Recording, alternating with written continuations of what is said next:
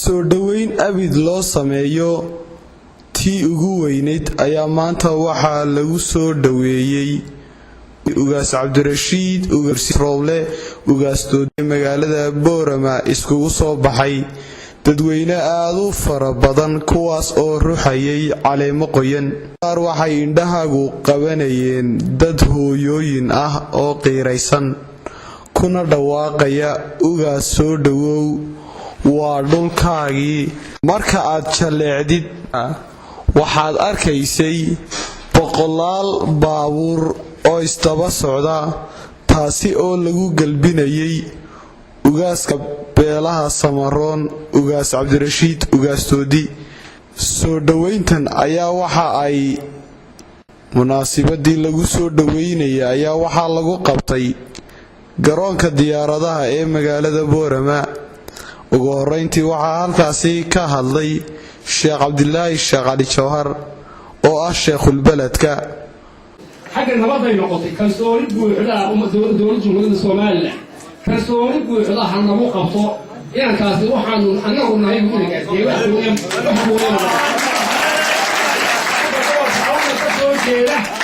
maanta ama runtii ku kaantay xagga nabadgelyada cabdiraxmaan oo cali faarax oo ka ilaadaga nabadda waddanka la eego waayo wixii uu macnaheedu ka soo galay yahay ka soo galay maxamuud axmed galaad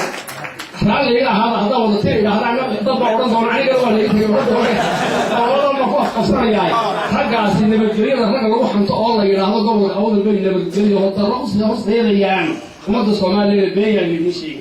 waxaanu annagu nahay intaas oo dhan waxay wadayiin guusad ma yahay shacbigiisaas uu lamid yahay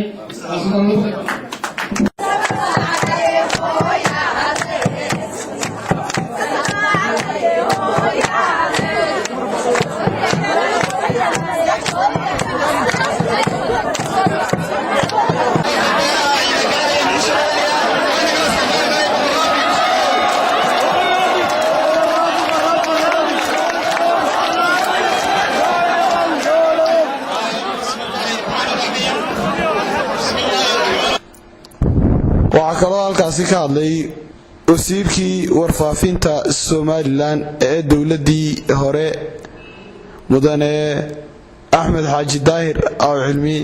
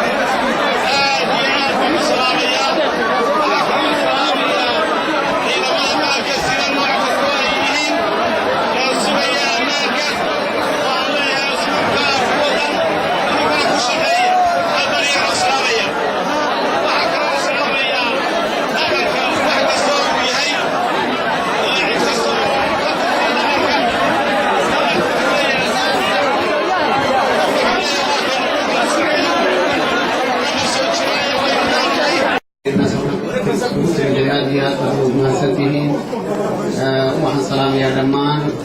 ummadda Somaliland oo ka soo qayb gashay xafladan yar iyo weynba suldaano boqorro madaxda dowladda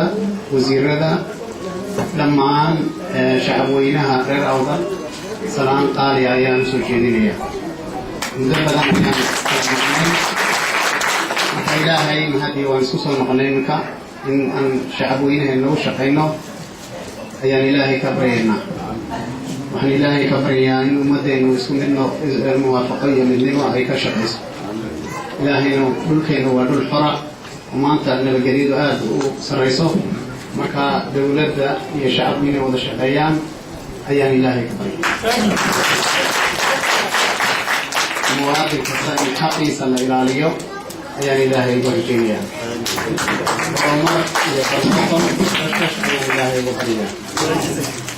qofka saxaaqa inuu garto ayaa muhiima oo xaqa dadka ku taagan la xaq dhowro inagu dhaqan maynu lahayn soo jireen ahaa bariyii hore dhaqan taariikhdii hore soo qaadano awowgay waasdoodii waxaa xidhay ingiriisku ahaa marka 6 sannadood bay kabraan ku xidheen sababtay u xidheenna waxay ahayd iyagoo markaasi rabay danahooda inay iyagu dhulkan ay qabsadaan taas buu markaa uu ka dagaalamay oo ingiriiska inay kaxeeyey waxaa ka dambeeyey aabbahay ugaas rooble oo markaa jigjiga area markaa darbigii markaasi ku dilay iyo ayaday iyo walaashay sababta uu dilayna waxay ahayd isagoo ummadda Soomaaliyeed u shaqaynayay oo markaa dad ummadda xaq dhowrayay dagaalada iyo dhibaatada kala dagaali jiray ayay markaa dileen si sharci darro markaas waxay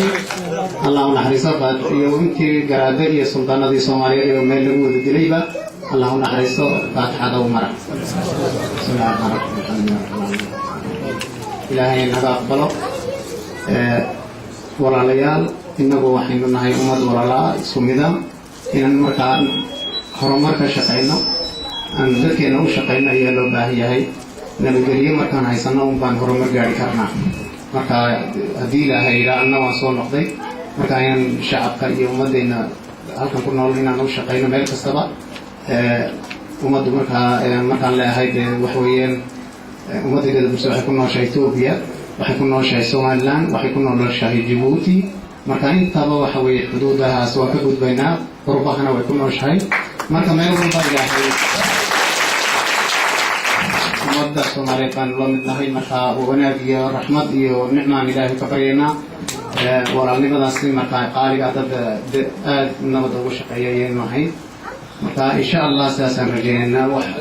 dhibaato iyo siyaasad iyo wasiiro iyo wax inagu ma doonayno waxaan doonaynaa nabadgelyo خير محمد حسن الشبكة وركز النيوز مغالبة بورلا